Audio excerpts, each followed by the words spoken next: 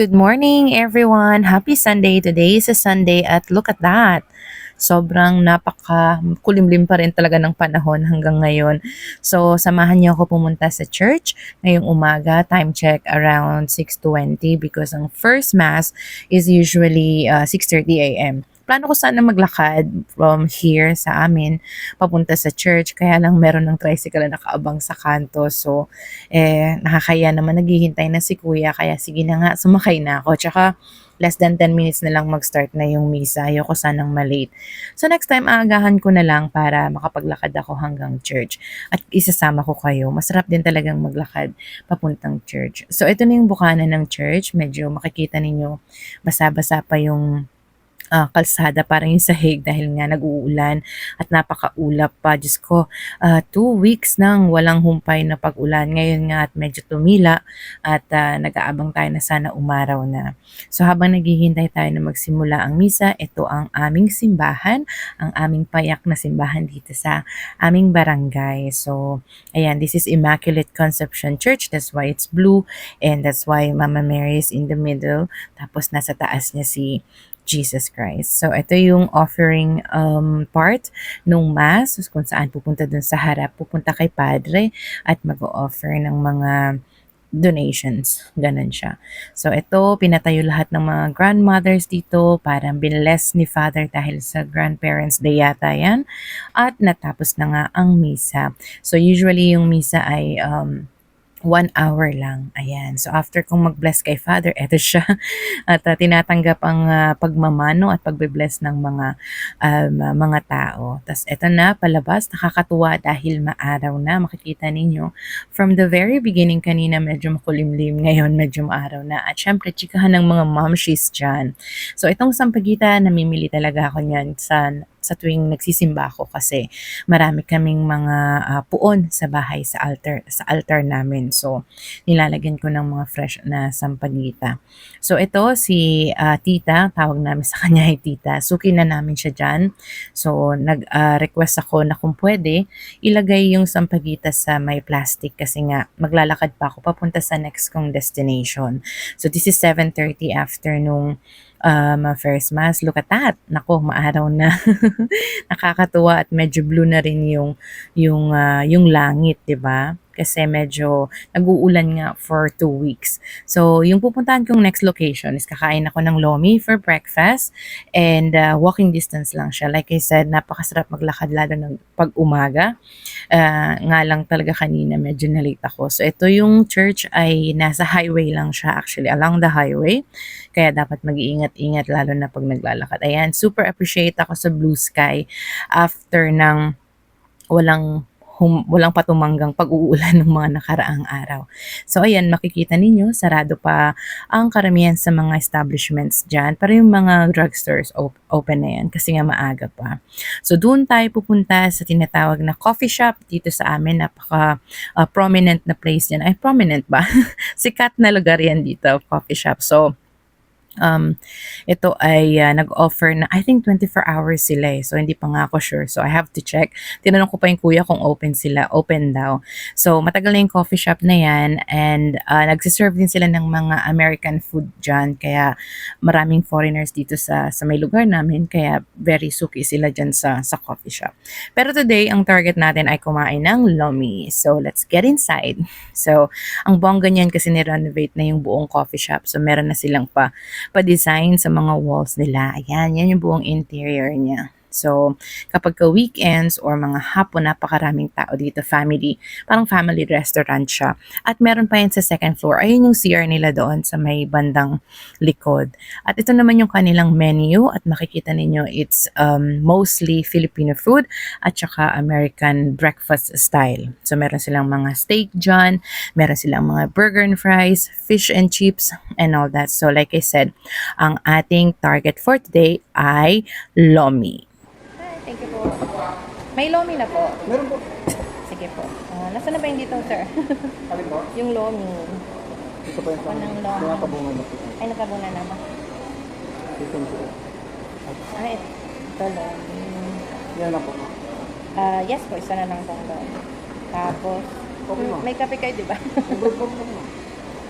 Saan pa yung kape? Parang bago ata to ah. Oo. Bago. Cold, ano yung happy. Ito. With coffee. Ah. Okay lang ako sa cold. Ha? Okay lang ako sa cold. Cold naman po. Ano ba? Ito na lang latte ko. Hot latte ito. Hindi, cold. Latte. Cold latte, sorry. Tapos yung lomi na. Thank you. At ito na ang ating lomi for today. Hindi siya special lomi kagaya ng, oops, natapon pa. Kagaya ng special lomi sa Batangas. Isa yun sa mga gusto kong itry one day kapag may chance. So nag-order din ako ng ice latte kasi para mabalance yung hot and cold, di ba? So napaka-creamy ng lomi. Napakasarap ng sabaw niyan. So itong serving na to napakalaki. It's a very good for sharing. Parang good siya for 3 to 4 persons. So ang plano ko niyan, kumain lang nung aking kayang kainin, tapos ipapabalot ko na siya para sa bahay, para sa tatay ko, tsaka sa kapatid ko, pa rin lang kainin for breakfast. So, ngayon, kainin muna natin itong napakasarap na lomi.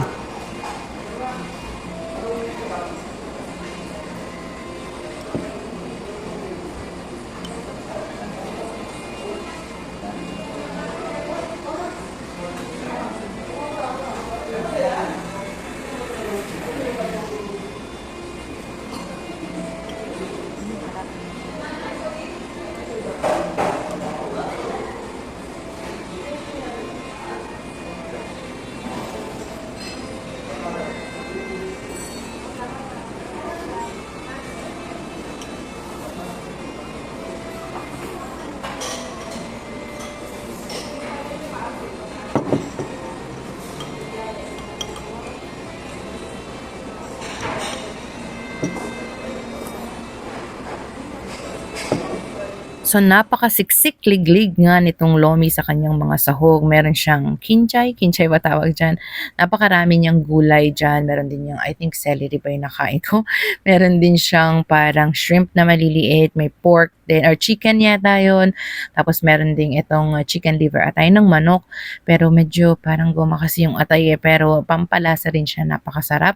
Meron din mga baby corn. So ito yung aking ice latte na nasa ibabaw lang yung ice. So, kailangan ko siyang haluin. So, parang nagiging ano rin siya, parang pang-balance dun kasi sobrang init nung lomi, tapos ito medyo cold siya. So, medyo na-enjoy ko naman talaga yung combination nila. Very weird, pero na-enjoy ko naman. At saka nagwo-wonder pa rin ako up until now habang ini-edit ko tong video na to kung bakit may cherry yung latte ko or talaga dapat may cherry yun pang anti-acidity. Joke lang. Anyway, so let's keep eating. So itong mga part na to medyo nabubusog na ako kasi nga yung coffee tapos yung sabaw, yung init. So gusto ko na siyang ipabalot. Ito yung tinry ko na yung atay ng manok and then look. Kumuha ako ng tissue para, I'm sorry, excuse sa mga kumakain, para isang tabi na yung atay ng manok kasi para na siyang goma, hindi na siya ganun ka-fresh. Siguro matagal na siya sa fridge, kaya ganun. So, hindi ako expert dyan, pero kapag hindi ko talaga siya manguya, hindi ko na siya ngunguyain. Para enjoy ko yung pinaka-noodles at saka yung pinaka-soup. Pero ang problema sa soup kapag habang tumatagal, kapag you keep eating it, nagiging maalat na siya at the back of your throat. So medyo delikado na. Kailangan na natin ng maraming water. Ito, gusto ko nang ipabalot yung aking lomi para maiuwi sa bahay. Okay lang po pabalot na to. Tapos pengi pong water, tapos spill out na po ako. Salamat po. Tayo po water. Thank you po. Ayan. So, at this point, hindi ko nakita meron ako something sa dibdib ko. Medyo later in the video ko na yan na napansin. Kaya talaga mas maigi sa akin na hinahawakan yung mangkok kapag kumakain ng mga gantong sabaw-sabaw. Even ramen, kapag kumakain kami ng mga friends ko, hinahawakan ko yung mangkok para ilapit sa bibig ko para maiwasan yung mga ganitong disastro, sabi nga nung kaibigan ko. Well, anyway, so sabi ko yung remaining nung lomi, pinabalot ko na siya. At saka nagpa-bill out na rin ako. By the way, yung lomi na yan na good for sharing na 3 to 4 persons, nasa 255 pesos yan. Tapos itong iced coffee, iced latte na to ay 145 pesos. So, ayan yung total bill ng kinain ko sa coffee shop. So, I think Reasonable naman siya kasi nung time na yon before nasa 200 plus talaga yung lomi. Tsaka nga malaki talaga yung servings niya. Ang dami rin yung sahog. So, hindi naman natin siya kakainin araw-araw or hindi naman natin siya bibilin araw-araw. So, ayan na yung binalot nilang lomi and I feel like sobrang nipis nung bag. So, kailangan ko mag-request ng plastic kay kuya mamaya pag inabot niya na yung bill ko. Kasi sabi ko mag-bill out na ako. At syempre, kailangan natin ng maraming water dahil nga umaalat siya habang tumatagal.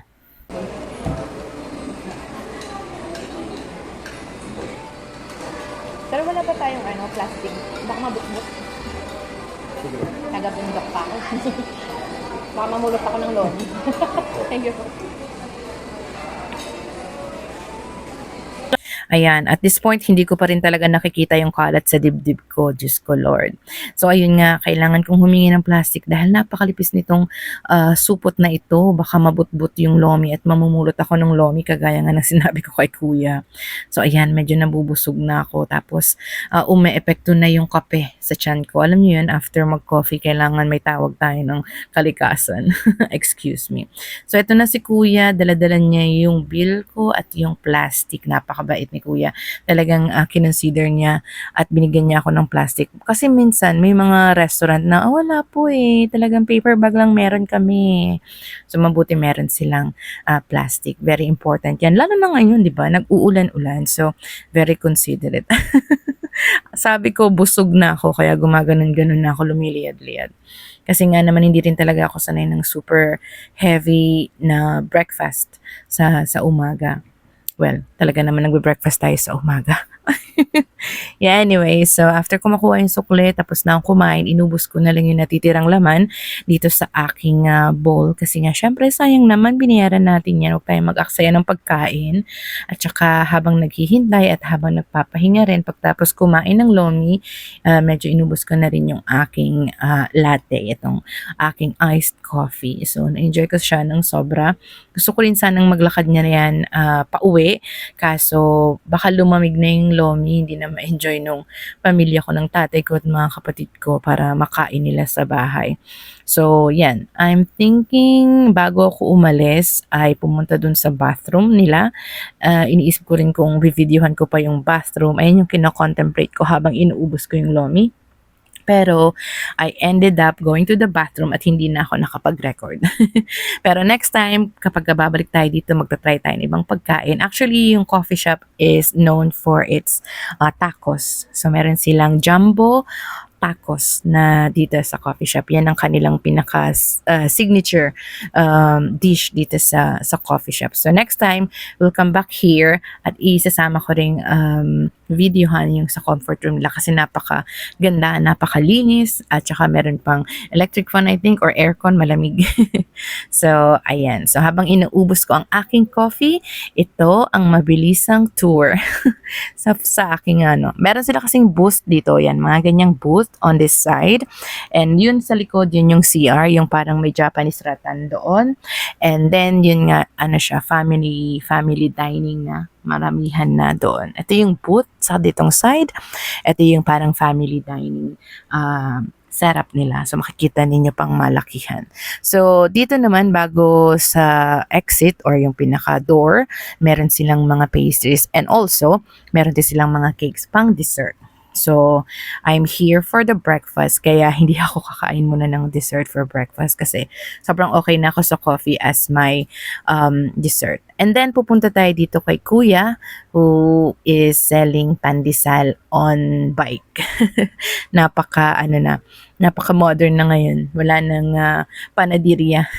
Dito kasi sa amin may mga bakery pero hindi sila nagtitinda ng pandesal. So, napakalaking ginhawa na merong mga parang ganitong pandesal on the go, kumbaga. Tsaka si Kuya, lagi naman siya nandyan dyan sa pwesto na yan. So, nandyan yung parang pinaka-oven, nakikita niyo yung green na yan. Ayan, super appreciate ako talaga sa araw, sikat ng araw. Sinasabi ko nga rin kay Kuya, umaraw na sa wakas. Kasi napakahirap din ng sitwasyon ni Kuya. Dahil nga kapag umuulan, syempre kailangan niya magbenta ng pandesal, mahihirapan siyang sumilong-silong. Nakita niyo naman yung bubong ng mobile, niya, pandesal panaderia niya, di ba? So, napakasarap niyan. Cheesy malunggay pandesal yan. And then after niyan, maghahanap na tayo ng tricycle. Ito nga pala ay yung parang talipapa, maliit na market dito sa amin. So, may karinderya dyan. Tapos, ayun yung highway sa kabila. Yan, madalas ako mamili dyan sa karinderya na yan. So after nun, pumara na ako ng tricycle para umuwi dahil medyo tanghali na ito. Nasa 8:30 na siguro ito or 9 a.m. Namili rin pala ako ng green tea at saka ng lotion doon sa isang mini mart malapit lang sa may coffee shop. So marami ng tao, marami ng sasakyan kasi nga tanghali na at makikita niyo dyan, ayan, marami ng gising at nakabangon ngayong Sunday. Ayan, ito ang aking pinabalot para sa aking tatay at mga kapatid, yung aking lomi, yung pandesal, lotion at yung aking green tea. Yun lamang for this video. Makita-kita tayo ulit next time. Bye!